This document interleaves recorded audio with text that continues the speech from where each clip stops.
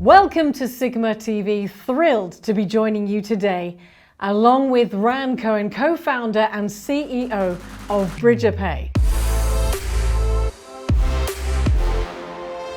Ran, how are you today? I'm great, thank you. How are you? How was New Year's? I'm fantastic. I'm great to be talking to you. I've been waiting and looking forward to this for a really long time. But I just want to start off by asking, you look like you are somewhere that is sunny. Where am I talking to you from? Well, we are in sunny Cyprus, which enjoying sunny days this New Year's and Christmas. Yeah, winter has not come. Fantastic. Winter is not coming yet. What's the winter like in Cyprus? We're obviously talking to you from Malta, which is not that far away. We're getting a little bit cold at night right now. How is it over there? It gets a bit cold, but you know, us islands, it's very sunny. Winter is coming very periodically, comes in, goes fast, and sun comes back again. This is the nature, but we get some snow in the mountains for I think 2 months maybe. So yeah. How cool is that? Yeah. 30 minutes, you're up in the mountain in the snow, and you're back down in the beach. Ryan, I'm coming for a visit. Is that okay? Yeah, for sure, we are more than welcome. Brilliant. We certainly don't have snow in Malta. But listen, we're here talking about BridgerPay, and I'm really excited because when I was looking into you guys, it couldn't be more simple. BridgerPay is literally what it says it is. Bridge between merchants and payment providers to save the merchants the technology resources required to manage multiple payment providers, save failed transactions and cart abandonment by using proprietary AI-based retry engine, and improve overall operation and customer service for online merchants. Now that's a mouthful, but it really is what you say. It is BridgerPay. You bridge the gap between payment providers and the gateway. Yeah, that's exactly. I could have said it better. Bridger is first of all, we saw in many vertical and sectors around the world the same issue and the same problem in payments. It's conceived as something very technical, something that requires a master degree, and in the end, this is the source and the blood source of any company, any business that works and trying to get more revenues inside. Processing is a very important issue that you must cover, and we see today that businesses are almost becoming a technology company in order to obtain and connect those payment options to serve their end clients. Different clients from around the world wants to pay with their preferred payment methods. Each country with its own set of preferred payment methods. In UK, you have a lot of buy now, pay later providers, and the same in the US and different in Australia. So in the end, when you want to serve end users, you need to give them the best way that they feel confident in paying. But that requires you to become a technology company. It requires you to suddenly harmonize all this data, go to multiple backends, and like to become an actual technology company, which you are not. And this is where Bridger comes in. We simplify the process, one API to us, and we basically cover the globe. We are integrated to over 400 payment providers now and methods. So any merchant that wants to open a new country can immediately open different payment methods that serves this country. He doesn't need to wait a long time or go through a long process in order to start processing. One more thing that we saw is that payments are getting failed. A lot of payments are getting failed. They're getting failed on one payment providers, but they can be approved on another. Payment providers are working on their own fraud rules, their own fraud mechanism. They can decide they want your transaction, but they can decide that this guy, they don't want his transaction because of his city, because of his type of credit card, because of different things the triggers in their system that this transaction is not good for us. But another payment provider has a different set of rules. So transaction can go from one payment provider to another seamlessly. And we see today in gaming providers that around 20% of the declines are getting approved on the second payment provider. Well, I want to ask you about that because you mentioned something just a second ago about different, it had not occurred to me, different countries have different preferred methods of payment. So if you are a business who operates across different countries, I mean, these complications are incredible. And now that you explain that to me, and for the first time, I'm sort of seeing how crazy this one method of payment might be different to something else. And of course, you start off by saying, of course, this is the bloodline for a company. They have to be paid. That's where the money comes from. That's what makes the company work. So let me just ask you, before we go into, you mentioned a number of failed payments and so on. Before we go into that in just a second, what makes you different to your competitors? Or is there just nobody that does what you do as well as you do? Well, I think in the payment world, it's very, let's call it sexy to become a payment provider. And there's a lot of payment providers out there, a lot of payment providers. Everyone is saying that I'm providing the most amazing service with the highest approval ratio, et cetera, et cetera. We want it to be a neutral infrastructure that doesn't decide for the business who to work with or who should they process with. The business, first of all, knows better than anyone. Every business is very educated today, and they know exactly what they want to process, how they want to process, with what terms they want to have. So they're very educated. They don't like people to bound them with work with this or work with that. And we're giving them the freedom to decide who they want to connect inside their, let's call it supergate. That in this supergate, they can decide, okay, I want to work in this country with this payment provider, and in that country with that payment provider. I don't know if you know, but gaming merchants has around 15 to 25 different payment providers together working in the same time. They have another 10 on the pipeline that they switch on and off, but I'm talking about big amounts of payment providers. So you have 25 different payment providers, 25 different back offices to go and see how much you processed, instead of just going into your Bridger and see it all in one place. So, and also think about the user experience. You have 25 different technology that looks different. How is the experience unified? Well, as you said, it's the process does require, unless somebody is using someone like yourself, does require a vast amount of understanding of technology. I just say I love the fact you said that it's very sexy to be a payment provider. I feel like that's something I should do in my life. But I want to just come back. I want to come back to a quote from yourself.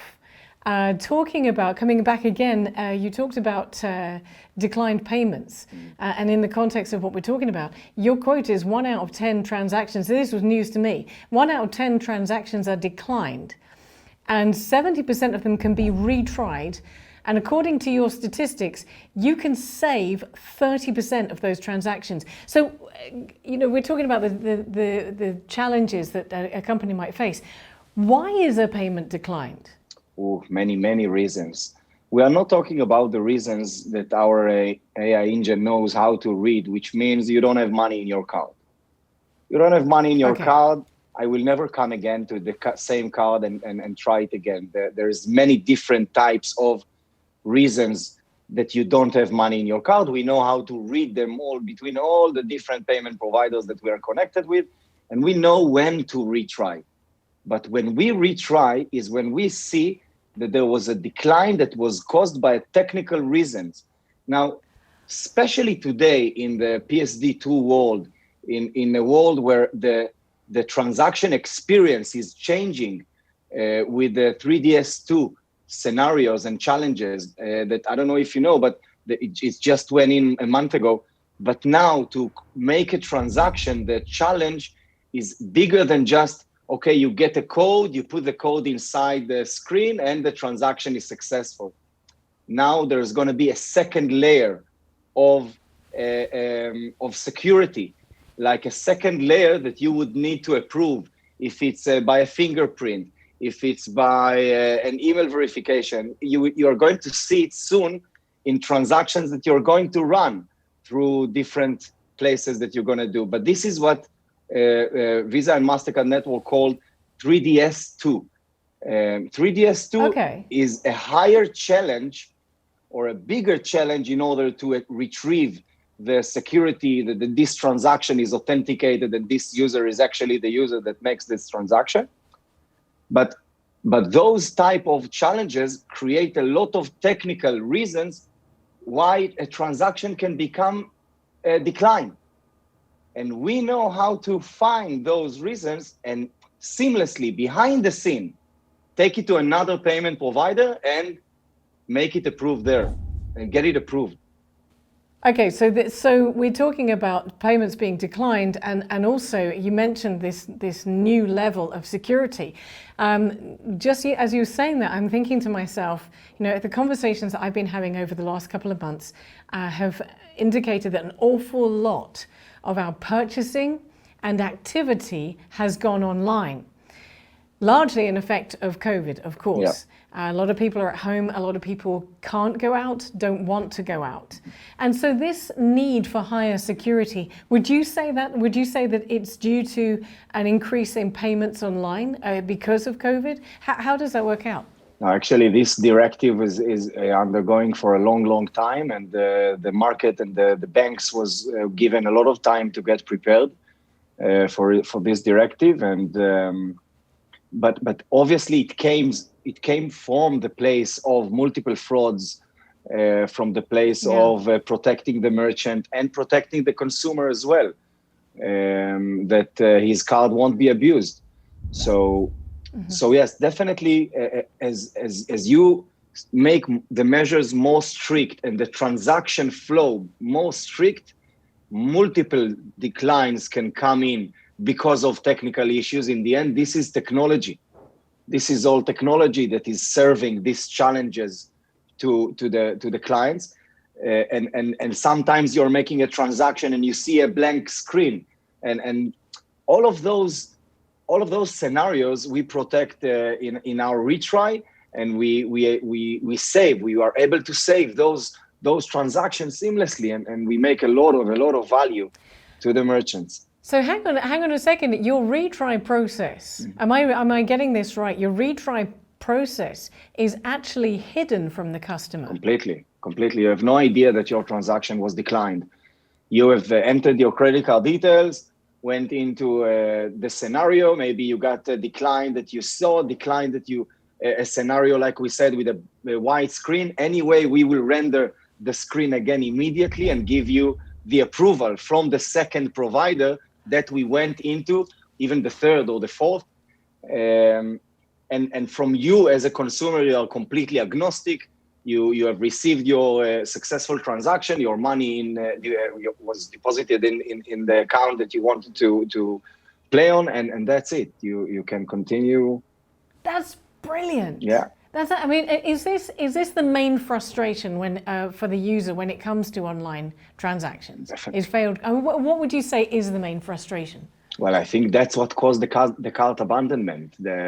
Look, there are many merchants around the world, and they're struggling to fight, struggling to show the differences between themselves and to differentiate themselves between one another. They cannot allow to themselves to have payments as a barrier of getting new players.